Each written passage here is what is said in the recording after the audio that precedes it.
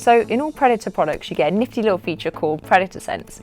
Now this has a lot of functions, and once you've done sufficiently wasting enough time customizing your own RGB lighting for your keyboard, yep, been there, you might also notice that you can overclock your GPU, giving you a few extra frames per second in your game. But who has the time mid-game to do all of this? Not me. I'm way too busy dying. That's where the turbo key comes in.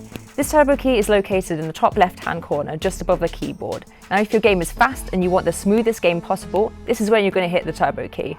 What this does is use the Predator Sense app to automatically overclock your GPU, boosting your clock speed and your fan speed, giving your game a few extra frames per second and giving your device some much needed extra cooling.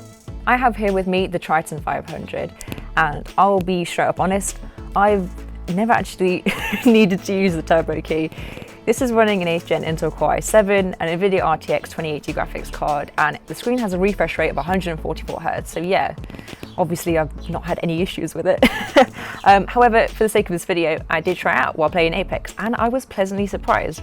With the One Punch Overclocking, my GPU temperature was lowered by around 5 degrees Celsius. So it went from 86 and then dropped to 81. And that happened over the space of around 5 minutes or so.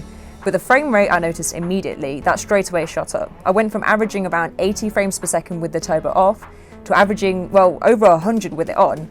And I actually hit the refresh rate of my monitor, 144 frames, quite frequently. So yeah, I'm super happy with that. It's worth noting also that while I overclock my GPU, there are also some Predator devices available that allow for CPU overclocking. The fan noise will increase with the extra cooling, but I had my headset on, so I didn't notice. Chances are you do too. So I think I need to put it through its paces a little bit more.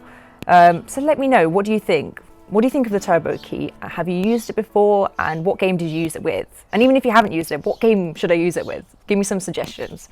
Anyway, that's all from me. I'll see you in the next video. Bye bye.